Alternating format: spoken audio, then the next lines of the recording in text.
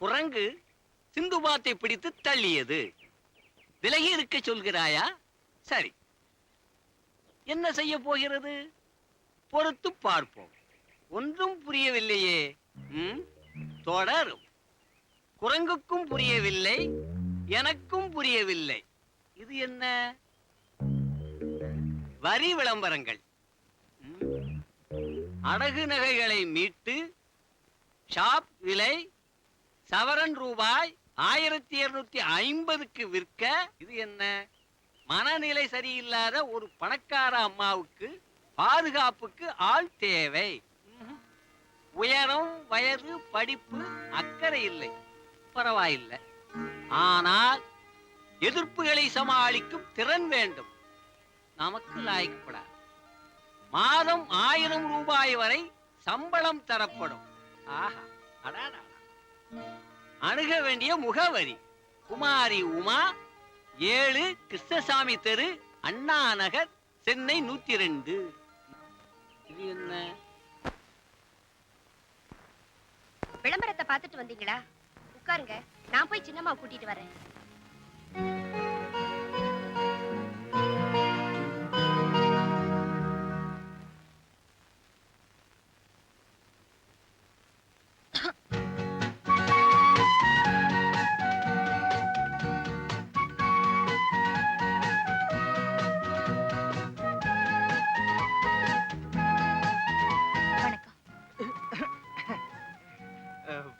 வணக்கம். வாங்க உட்காருங்க. உங்களை வேலைக்கு வச்சுக்கிறதுக்கு முன்னால ஒரு விஷயம் சொல்லணும். இது ரொம்ப ஆபத்தான வேலை. மனநிலை சரியில்லாத எங்க அம்மாவுக்கும் எங்க சொத்துக்கும் வேற எந்த ஆதரவும் இல்லாத எனக்கும் நீங்க பாதுகாப்பா இருக்கணும். கரும்பு தின்ன கூலியா?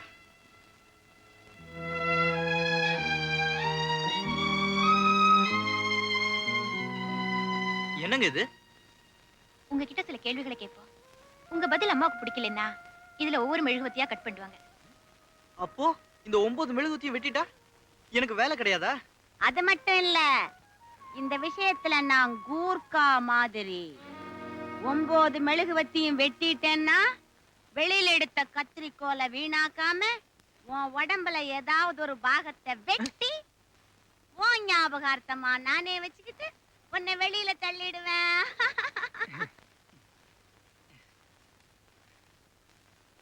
Ready, start. 1 2 3 4. உங்க பேர் என்ன? ஜெயராமன். என்னங்க இது? உங்க பேர் அம்மாவுக்கு பிடிக்கல போல இருக்குது. அதுக்காக பிறந்த உடனே வச்ச பேரை இவங்களுக்கு பிடிக்கிற மாதிரி மாத்திக்க முடியுமா? ஆய், எதிர்த்து பேசுனே எனக்கு பிடிக்காது. ஏய் பொடியா, 1973ல இந்தியாவுக்கு சுதந்திரம் வந்துச்சு. 1980ல பாரதியார் பிறந்தார். சரிங்க. அப்படின்னா இப்ப எனக்கு என்ன வயசு? ஒரு 48 இருக்கும். சரியா சொல்லிட்ட. எப்படி எப்படி எப்படி? ரொம்ப சுலபங்க. எங்க ஊர்ல ஒரு அறப்பைத்தியம் இருக்கு. அதுக்கு வயசு 24. அறப்பைத்தியத்துக்கே 24னா உங்களுக்கு 48. நல்ல பதில், நல்ல பதில். என்னங்க இது? சரியா சொன்னதுக்கு வெட்டுறீங்க. ஆசையில வெட்டிட்டேன். இப்படி ஒரு ஆசையா? எனக்கு எப்படி ஆசை வரும்? இது என்ன? 100 ரூபாய். என்னங்க இது? உங்க 100 ரூபாய்னு சொல்லிருக்கணும். 100 ரூபாய். நோட்டு கீழே போடுங்க. அடுத்தவங்க சொத்து மேல ஆசைப்படுறது தப்பு. இந்த வீட்ல போட்டது போட்ட இடத்துல இருக்கணும்.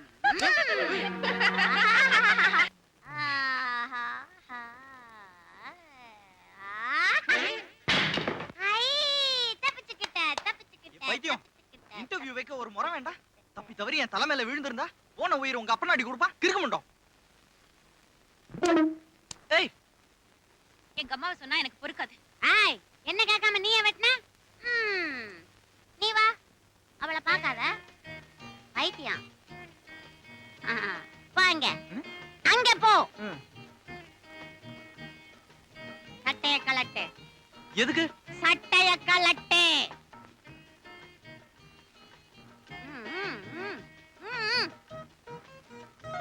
பனியனை கலட்டு. ஏய் ஆய், வெட்டுறதுக்கு மெழுகுவத்தி இல்ல, பனியனை கலட்டு.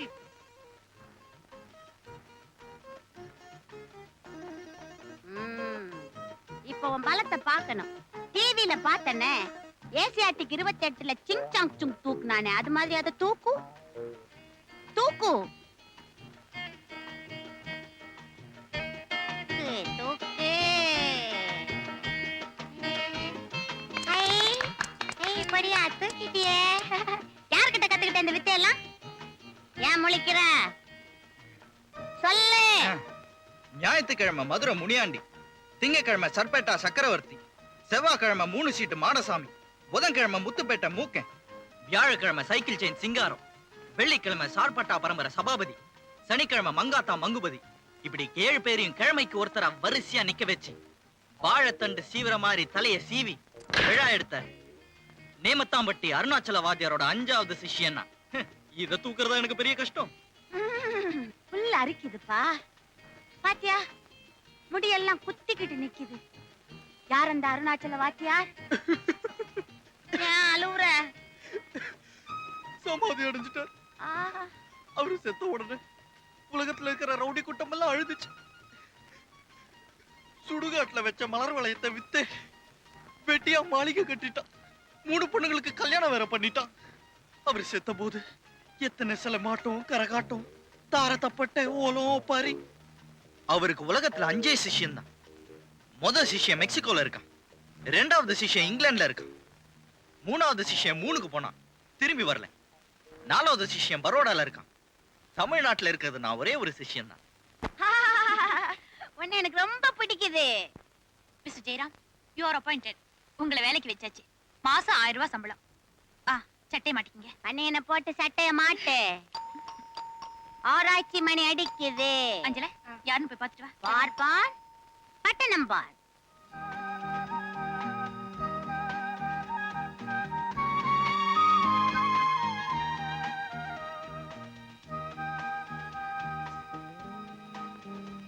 அம்மா, என்ன ஆச்சரியம்! இப்ப இவர் சொன்னாரே அருணாசல வாத்தியார், அவரோட 4வது சிஷ்யன் வந்திருக்காருமா.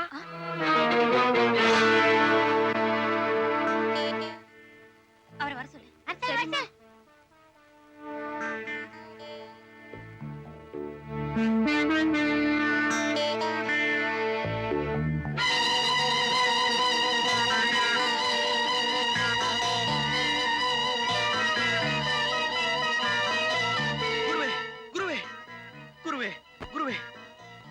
நீ என்கிட்ட விட்ட புருடாவை நான் இவங்க கிட்ட விட்டுட்டேன்.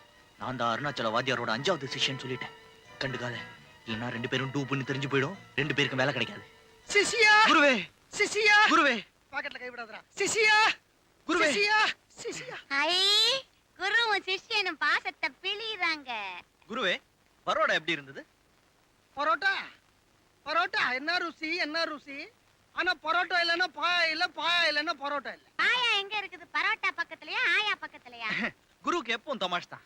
நீங்க போன ஊரான பரோடாவை கேட்டேன். பரோட்டா பரோட்டா எங்கடா இருக்குது? வடக்கே இருக்கு. வடக்கு எங்க இருக்குது? அதுவும் தெரியாதா? பரோட்டா பரோட்டா. போதண்டா பரோட்டா. 4வது சிஷ்யா, உன் குருநாதரை பத்தி உனக்கு தெரிஞ்சதை சொல்லு, இல்ல வெட்டிடுவேன். நான் எத்தேன்னு சொல்றது? இவன் எத்த சொன்னா எத்த சொல்லலன்னு தெரியாம நான் எத்தேன்னு சொல்றது? பரவாயில்லடா, உன் வாயால உனக்கு தெரிஞ்சதை சொல்லு. என் குருநாதருக்கு இன்னைக்கெல்லாம் ஒரு 63 வயசு இருக்குங்க. ஆனா என்ன பாடி, என்ன பலம், என்ன ஹைட், என்ன வெயிட். கையில இன்னைக்கும் கம்பட்டாருன்னா 12 பேரை தனி ஆடி வாருங்க. ஏங்க, இப்பதான் உங்க சிஷ்யன் உங்க வாத்தியார் செத்து போயிட்டாருன்னு சொன்னாரு. அப்படியா சொன்னா இவன்? இப்படி எல்லாம் கேனத்தனமா சிரிக்காம உன் வாத்தியா இருக்கானா பூட்டானான்னு சொல்லு. அது இருக்காருன்னு நினைக்கிறவருக்கு இருக்காருங்க, பூட்டாருன்னு நினைக்கிறவங்களுக்கு பூட்டாருங்க. நீ ரொம்ப மூளைய குழப்புறப்பா. இனிமேதான் குழம்பணுமா? பாத்து விடு. அதுங்க என் குருநாதர் நேதாஜி சுபாஷ் சந்திர போஸ் மாதிரி உலகத்தோட கண்ணுக்கு பூட்டாருங்க. ஆனா என் கண்ணுக்கு இன்னும் உயிரோட தான் இருக்காரு. இப்ப கூட ஞாபகம் இருக்குது, சாகும்போது என்ன தனியா கூப்பிட்டு, டேய் ராவணா, நான் தான், டேய் என்னுடைய 5 சிஷ்யங்களையே நான் ஒன்னதான் நம்புறேன் சொன்னாரா. எங்க சொன்னாரு, டேய் உலகத்தோட கண்ணுக்கு நான் சாவரேன்னு சொல்லிட்டு சமாதிக்குள்ள போறேன், அவங்க என்ன எரிக்கட்டும். ஆனா நீ அண்டர் கிரவுண்ட்ல நேமத்தாம்பட்டில இருந்து மதுரை ரயில்வே ஸ்டேஷனுக்கு சுரங்க பாதை வெட்டுனாரு. நான் வெட்டினேன், அவர் தப்பிச்சுக்கிட்டாருங்க. அடுத்த வருஷம் பாக்குறேன் ஹைதராபாத்ல 7 வயசு பையன் கணக்கா சிலம்பாட்டம் ஆடுறாருங்க. நீ என்கிட்ட இதெல்லாம் சொல்லவே இல்லையே குருவே. சொல்ல வேண்டிய நிர்பந்தமே இப்பதானடா ஏற்பட்டது சிஷ்யா. அதுவும் இல்லாம குருநாதருக்கு உன் மேல நம்பிக்கையே கிடையாது. அடிக்கடி என்ன தனியா கூப்பிட்டு சொல்லுவாரு, என்னோட 5வது சிஷ்யம் ஒரு பொறுக்கி பொன்னத்தான், பேமானி, கஸ்மாலம், சோதா. என்ன ஆச்சரியம் குருவே, என்கிட்டயும் உன்னை பத்தி குருநாதர் இதே மாதிரி தான் சொன்னாரு. ஏ, உங்க குருநாதருக்கு சிஷ்யன்களை மதிக்கவே தெரியல. எனக்கு உங்க 2 பேரையுமே பிடிச்சிருக்கு. உங்க 2 பேரையுமே வேலைக்கு சேர்த்துக்கிறோம். இவனுக்கு இந்த டெஸ்ட் எல்லாம் கிடையாதா? ஏய் பைத்தியம் பைத்தியம், 5வது சிஷ்யன் நீயே ஜெயிச்சுட்ட, 4வது சிஷ்யன் ஜெயிக்க மாட்டாரா? எஸ்கே. அஞ்சல, என்னம்மா? இவங்களுக்கு அவுட் ஹவுஸ் கொடு. சரிம்மா, வாங்க. அஞ்சல, உனக்கு என்ன வயசு? நீங்க வரலையா? பரவாயில்ல பரவாயில்ல. உங்களை வேலைக்கு சேர்த்துக்கிட்டோம். உங்க வேலை என்ன நீங்க கேட்கவே இல்லையே. நீங்க சொல்லவே இல்லையே. எனக்கும் எங்க அம்மாவுக்கும் கத்தி கழுத்துக்கு பக்கத்துலயே இருக்கு. ஏங்க, கத்தி உங்க கழுத்துக்கு பக்கத்துலயே இருக்குன்னு சொன்னீங்களே, யார் அந்த கத்தி? எங்க அப்பா. கொஞ்சம் புரியும்படியா சொல்றீங்களா? இவன் படிக்காதவன். இவனும் தான். ஒரு பெரிய கோடீஸ்வரனோட ஒரே மகளா பிறந்தாங்க எங்க அம்மா. அவங்க போதாத காலம் கார் டிரைவருக்கும் அவங்களுக்கும் காதல் ஏற்பட்டுடுச்சு.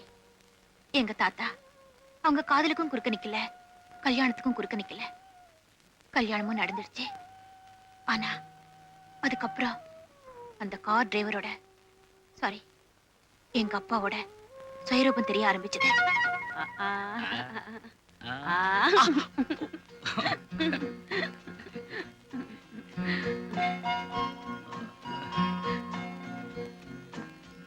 அன்னபூரணி, விளக்கணைக்கு போறியா?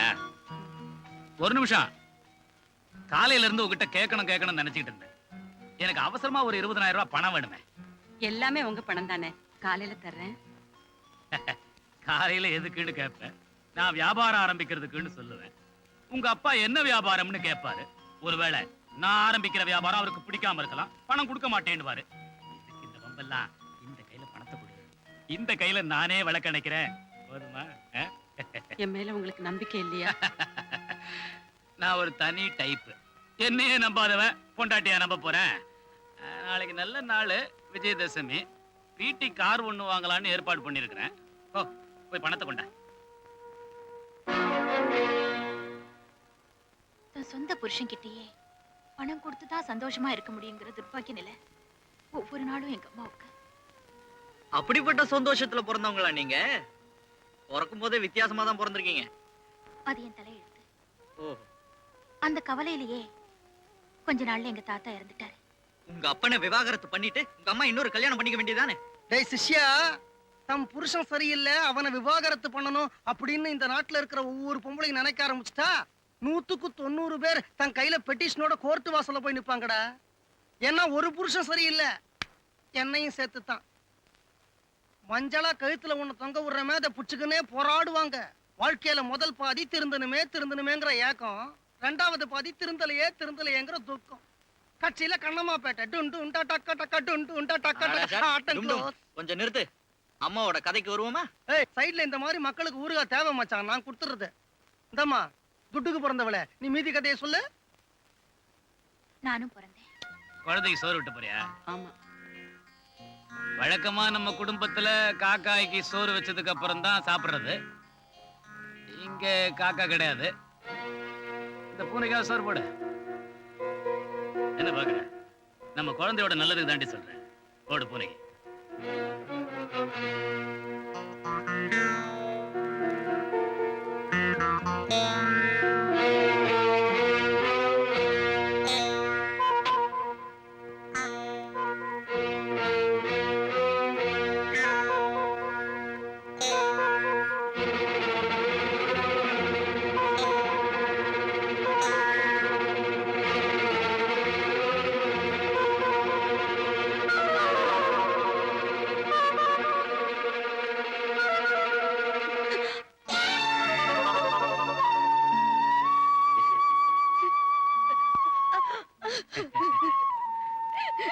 பாத்தியா, பூனை செத்து போச்சு. அதையே நம்ம குழந்தை சாப்பிட்டு இருந்தா அதுவும் செத்து போயிருக்கும். நான் எவ்வளவு நல்லவன். சோத்துல விஷம் வச்சுனே தவிர குழந்தைய சாப்பிட விட்டனா? இந்த நல்ல குணத்துக்கு நீ எனக்கு ஒரு 50,000 ரூபாய் பணம் கொடுக்கணும். ஏதோ பிடி கார் வச்சு பழச்சிக்குவேன். நாளைக்கு விஜயதசமி, நல்ல நாள். போய் ஒரு 50,000 ரூபாய் செக் போட்டு கொண்டேன். பெத்த பொண்ணுக்கே சோத்துல விஷம் வச்ச சோமாரி. இப்ப யாரு சோமாரி யார் சோமாரி இல்லன்னு அலச ஆரம்பிச்சா நம்ம 2 பேர் சரித்திரமும் வெளியே வந்துரும். கம்முன்னு மிச்ச கதையும் கேட்போம். சோமாரி, அதுவும் கரெக்ட். இது கொஞ்சம் உள்கட்சி பூசல்மா, நீ சொல்லு. எங்க அம்மாவோட சொத்துல பாதி அவர் மூலமா கரைஞ்சது. கொஞ்சம் என்ன நல்லபடியா வளர்க்கறதுக்கு செலவழிஞ்சது. நானும் வயசுக்கு வந்துட்டேன்.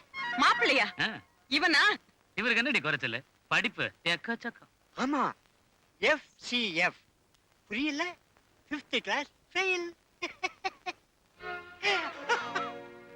சொத்து எக்கச்சக்கம். மத்தவங்க கிட்ட நீ எடுத்துக்கிட்டது. சீ, அறிவு கெட்ட கழுத. எந்திரா. ஆமா, நீங்க பண்றது உங்களுக்கே நல்லா இருக்கா? இப்படி ஒரு மாப்பிள்ளையை கூட்டிட்டு வந்திருக்கீங்களே. இவனுக்கு கல்யாணம் பண்ணி கொடுக்கறத விட என் பொண்ணை நானே கழுத்து நெரிச்சு கொன்னுடுறேன். அதுக்கு அவசியமே இல்ல. இப்ப எனக்கு அவசரமா 2 லட்சம் ரூபாய் பணம் தேவைப்படுது. அதை இந்த மாப்பிள்ளை கொடுக்குறேங்கிறாரு. அதுக்காகத்தான் நம்ம பொண்ணு உமாவை இவருக்கு கட்டி கொடுக்க போறேன். இதுக்கு நான் சம்மதிக்க மாட்டேன். சம்மதிக்க வைப்பேன். எப்படி? உன் பொண்ணு நடத்த கட்ட பொண்ணு ஊரு பூரா ஏலம் போடுவேன். அட பாவி, பெத்த அப்பனா நீ? அப்பனா இருக்கிறத விட பணக்காரனா இருக்கிறது எனக்கு ரொம்ப பிடிக்கும். மரியாதையா நீயே 2 லட்சம் ரூபாய் பணத்தை கொடுத்துடு. இந்த மாப்பிள்ளைய கூட்டு போயிடுறேன். பணம் பணம் பணம். ஐயோ, ஒன்ன போய் கடவுளே.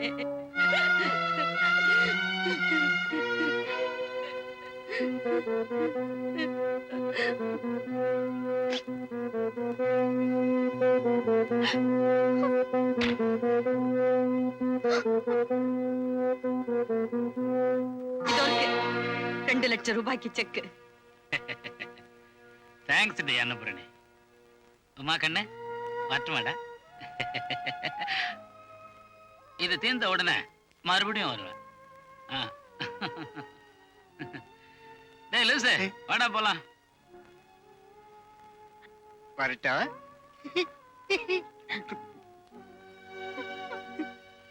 எங்க அப்பாவோட கொடுமையால எங்க அம்மாவுக்கு பைத்தியமே பிடிச்சு போச்சு.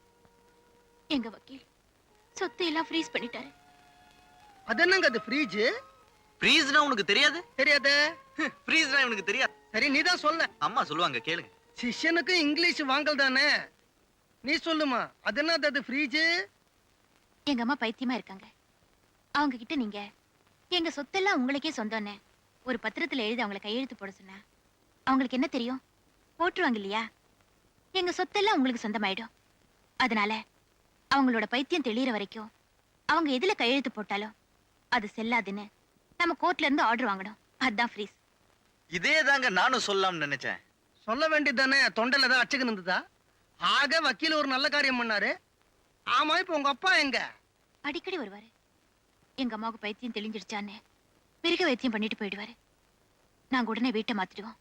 ஆனா அதையும் கண்டுபிடிச்சு அங்கேயும் வந்துடுவாரு. அவரு இப்ப என்னங்க பண்றாரு? என் பேர்ல ஒரு கேளிக்கை விடுதி நடத்துறாரு. அங்கேதான் எல்லாமே. எங்க அப்பா கிட்ட இருந்து எனக்கும் எங்க அம்மாவுக்கும் எந்த விதமான பிரச்சனையும் இல்லாம தீர்த்து வைக்கிற உங்களுக்கு ₹1,00,000 வரைக்கும் கொடுக்க நான் தயார். ₹1,00,000? அண்ணே, இப்படி கொஞ்சம் வரியா? அக்கா, ஒரு நிமிஷம். ஏ குருவே, ₹1,00,000? நீ நானும் கூட்டணி அமைச்சுக்கோமா? எனக்கு 50, உனக்கு 50. வேணாம் சிஷ்யா, நானே முன்ன நின்னு எல்லா காரியத்தையும் நடத்துறேன். ₹1,00,000 நான் வாங்கிக்கிறேன். கட்சியில உனக்கு 5 10 பக்சிஸ் கொடுக்குறேன். பக்ஷிஸ் நீ எனக்கு தரியா? என் சொந்த காலிலே எனக்கு நிக்க தெரியும். லட்சத்தை சம்பாதிக்கிறேன். உனக்கு 5 மாத்திரம் பக்சிஸ் தரேன். பார்க்கலாமா? பார்க்கலாமா? பார்க்கலாம். பார்க்கலாம். ஒரு கை பாப்போம். ஒரு கை பார்ப்போம். இந்த தென்னை மரம் தான் சாட்சி. இது உங்க அப்பனோட பிரச்சனையை தீர்க்க வேண்டியது